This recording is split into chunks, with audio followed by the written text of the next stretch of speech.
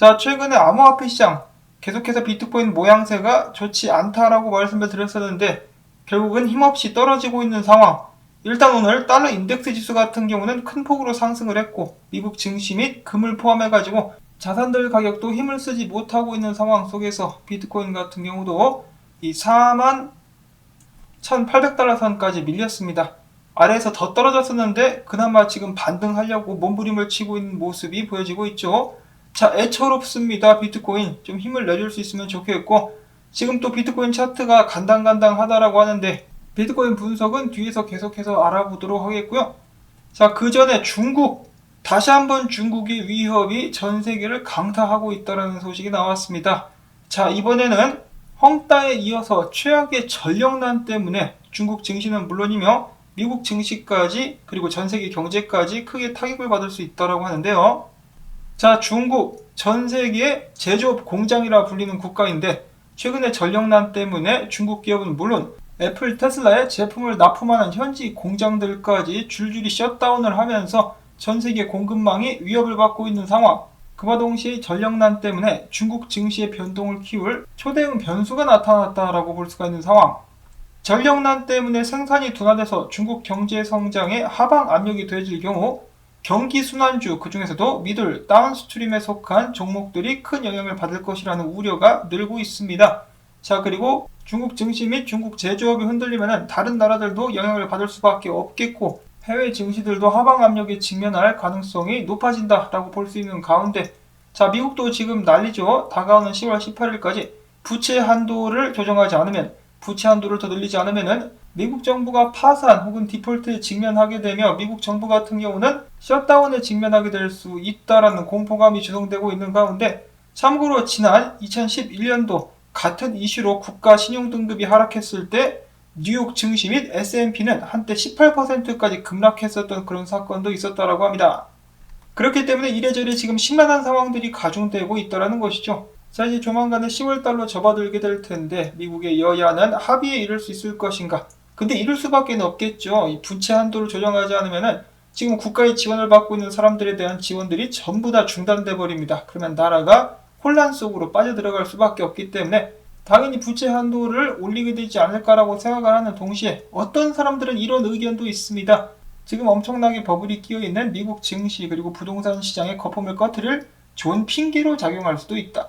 자, 과연 어떤 식으로 진행되게 될 것인지 계속해서 지켜보도록 하시고, 다시 중국으로 돌아갑니다. 코인게코와 코인마켓캡, 이 암호화폐의 시황을 보여주는 사이트들이라고 볼 수가 있겠는데요. 중국 쪽 IP를 차단한 것으로 보여진다고 하고, 한편 중국 내부에서는 트레이딩뷰와 같은 차트 사이트를 자체적으로 또 차단하기도 했었다라고 합니다. 중국이 점점 스스로를 고립시키고 있는 모습들이 보여지고 있는데 아주 바람직하다라고 생각이 됩니다. 이런 면에서는 시진핑핑핑핑핑이가 또 나름 잘해주고 있는 것이 아닌가. 중국인들을 중국의 지상낙원이라고 볼 수 있는 중국에 가둬놓고 가두리 펌핑을 시키자. 이 공산당의 가두리 펌핑 잘하고 있습니다. 앞으로도 절대로 그 가두리 펌핑 열지 말기를 바라고요. 자, 그리고 알리바바 같은 경우는 중국 채굴자들에게 채굴기를 판매하는 것이 금지되기도 했었다라고 합니다. 자, 마윈 같은 경우 사진 말짱한 거 올려놨는데 최근에는 폐인이 다 됐죠. 시진핑한테 이단 협착이 및 명치를 세게 얻어맞고 폐인이 되어버린 마윈. 알리바바는 계속해서 공산당에게 벌벌 길 수밖에 없는 상황. 그리고 전혀 놀라운 소식은 아니겠지만은 전 세계 랭킹 2위 이더리움 채굴풀이 서비스 중단을 발표했습니다. 왜냐? 위치가 중국에 있거든요. 잘 가라. 자, 이렇게 중국 쪽에서 암호화폐에 대한 압박이 거세지고 있는 가운데 블룸버그에서는 이런 기사가 나오기도 했었습니다. 중국 투자자들이 지금 정부 금지 조치를 저가 매수 기회로 보고 있다. 이 시진핑핑핑이를 호구로 보고 있다. 아닌 것 같은데 무서워가지고 지금 다 빠져나가고 지금 탈중앙화 거래소로 옮겨가고 있다라는 기사들이 나오고 있는데, 자, 이 기사의 진위 여부는 제가 확인을 할 수가 없겠습니다. 다만 블룸버그에서는 이렇게 이야기를 하고 있다라고 해요.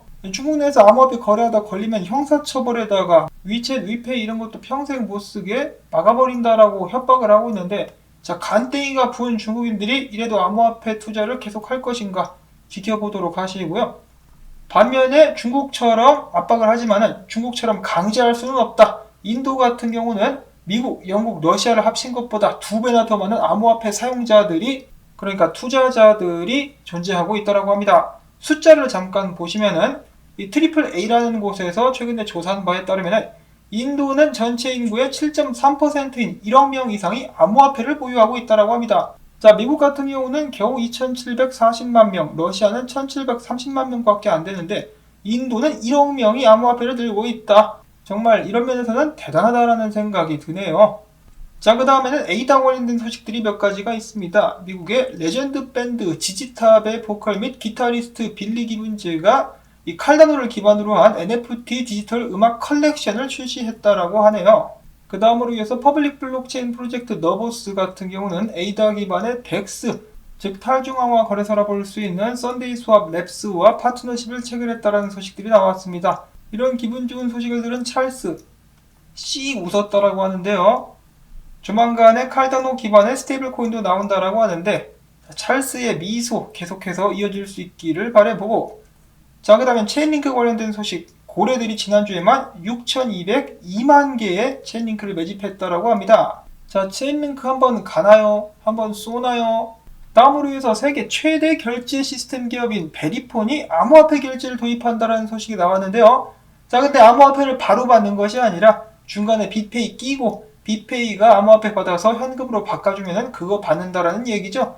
자, 그런데 이게 어딥니까? 앞으로 멀지 않은 미래의 암호화폐를 바로 받을 수 있기를 바라보고, 자, 그 다음에 최근에 이런 소식이 나왔었죠. 코인베이스가 사람들의 월급이 코인베이스 거래소로 바로 입금되게 하는 그런 서비스를 선보인다는 소식이 나온 데 이어서 이번에는 스카이노바라는 곳에서 설문조사를 진행했는데 미국 재직자 중에 65%가 암호화폐로 보수를 받을 의향이 있다라고 답을 했다라고 합니다. 그 중에 28.2%는 매우 기꺼이라고 답을 했으며 부정적인 답변을 한 응답자는 27.7%였었다라고 합니다. 자, 여기서 무엇을 알 수 있느냐? 미국 시민들마저 점점 미국 달러에 대한 신뢰를 잃어가고 있다는 것을 알 수가 있겠습니다. 자, 물론 그렇다라고 해서 달러 가치가 무조건 떨어지며 비트코인 및 암호화폐 가치가 무조건 올라간다는 것은 아니기 때문에 절대로 오해를 해서는 안 되겠습니다. 자, 만약에 많은 사람들이 암호화폐를 원하게 되면 미국 정부가 가만도 놔두지 않겠죠. 그런 점들도 이제 충분히 고려를 해야 될 상황인 것 같고, 자, 다음으로 해서 미국 공화당 상원의원 경선 후보 블레이크 마스터스는 최근에 트윗을 통해서 자신의 의견을 이렇게 밝혔는데, 자, 미국은 국가 차원에서 비트코인을 보유해야 된다.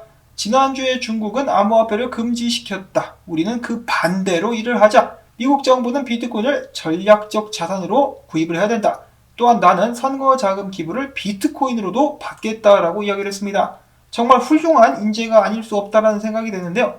블레이크 마스터스 같은 경우는 피터 틸이 설립한 벤처 캐피탈, 실 캐피탈의 최고 운영 책임자를 맡고 있는 그런 능력 있는 사람이라고 하네요. 제가 능력만 있으면 이 사람 좀 밀어주고 싶은데 능력이 안 되네요. 자, 그 반면에 스티브 행큰지 노벨상 받았다고 목이 뻣뻣해진 이 양반, 비트코인의 기본 가치는 빵원이라며 다시 한번 비트코인을 비난하고 나섰습니다. 앞에서 말씀드렸다시피 제가 능력만 있으면 노벨상 뺏어오고 싶네요. 이 스티브 행켄지 하는 사람에게 묻고 싶습니다. 자, 그러면 당신의 대안은 무엇입니까? 달러를 들고 가면 되나요? 무한정 찍고 있는데. 아니 뭐 대안이라도 내놓고 좀 비난을 하든가. 이 비트코인을 가라앉는 타이타닉에 비유를 했다라고 하는데 확 그냥 억지로 타이타닉 태워볼라 그냥. 다음으로 엘살바도르의 대통령 나이프 부켈레가 이야기합니다. 15원래 유저가 225만 명을 돌파했으며 초당 65,437건의 거래를 처리하고 있다. 그리고 또한 엘살바도르 내에서 전국적으로다가 199개 ATM이 정상적으로 작동 중이라고 이야기를 했습니다. 힘내라 비트코인. 다음으로 중국의 암호화폐 금지령 이후로 후비 채굴자들에게서 비트코인 10만 개가 이동하는 정황이 포착됐다고 하는데요. 매체에서는 후비 고객들의 비트코인 인출을 메꾸기 위해서 이런 식으로 이동을 한 것이 아닌가 싶다라고 예측을 하고 있었습니다. 자, 다음으로 해서 비트코인의 약세가 계속되고 있는 가운데 리얼비전의 창립자 우리 라울파리 형님은 최근 인터뷰에서 다음과 같이 밝혔다라고 합니다. 이더리움의 사토시 가격이 0.08비트까지 상승하면 암호화폐 조정장이 끝날 것이며 대략적으로 앞으로 이틀에서 3일 내에 상황이 반전될 것으로 예상이 된다. 자, 앞으로 이틀에서 3일 무슨 말이냐면 9월달이 끝나면은 좀 반전의 기회가 오게 되지 않을까. 9월달 같은 경우는 역사적으로 암호화폐뿐만 아니라 전통 금융시장 기준에서도 대체적으로 약세를 띠게 만들었었던 그런 달이었기 때문에 재수 털리는 9월달이 좀 끝나면 상황이 나아지지 않겠어? 라고 이야기를 하고 있는 것이죠. 자, 과연 희망의 10월은 올 것인가? 좀 살려도. 자, 다음으로는 비트코인 분석 몇 가지 보도록 하겠습니다. 트레이딩 탱크 분석가, 만약에 비트코인이 4700달러 아래로 내려가 버린다. 그러면 38,000달러대까지 직행으로 떨어질 가능성이 있다라고 경고성 분석을 해주었었고요. 자, 그 다음에는 테디 분석가, 비트코인이 반드시 지금 있는 이 클라우드 위에서 반등을 해줘야 된다. 밑으로 떨어지면 안 된다라고 이야기를 하고 있었는데 다행히도 지금 좀 반등을 할랑말랑한 기미가 보여지고 있습니다. 비트코인이 다시 한번 45,000달러 위로 올라갈 수 있으면 얼마나 좋을까라고 생각을 해보고요. 그 다음으로는 웹트 캐피털 분석가, 비트코인이 페넌트를 만들고 있다는 분석을 했는데 자, 이거 뭐 떨어지고 있는 상태에서 페넌트가 나왔기 때문에 별 페넌트라고 볼 수가 있겠는데 자, 과연 어떻게 될 것인가? 일단 위까지 반등이라도 가능할 것인지 지켜보도록 하겠고, 그것보다 지금 더 중요한 것이 이 불장의 기준이라고 볼 수 있는 21일 주봉 EMA 밑으로 비트코인 가격이 빠지고 말았습니다. 자, 안타깝죠. 시궁창에 발이 빠져버린 듯한 비트코인. 자, 이번 주 말까지 주봉 마감까지 21일 주봉 이동평균 위인 43,600달러까지 회복을 해줘야만 그나마 상승세를 회복할 수 있을 것이다 라고 렉트캐피털 분석가는 이야기를 하고 있습니다. 그런 의미에서 이번 주가 정말 중요한 한 주가 되지 않을까 싶습니다. 비트코인이 부디 하루빨리 기운을 좀 내주고 악몽의 9월달이 빨리 지나가기를 바라보면서 오늘 영상은 여기서 또 마무리를 짓도록 하겠습니다. 오늘 나온 정보들 여러분들께 도움이 되셨다면 토마토밭에 스파게티 배달시켜주기 광고 영상 재생 및 프리미엄 사용자분들의 좋아요를 통해서 여러분들의 채널 지원 부탁드리면서 저는 다음에 새로운 소식 가지고 인사를 드리도록 하겠습니다. 안녕히 계십시오.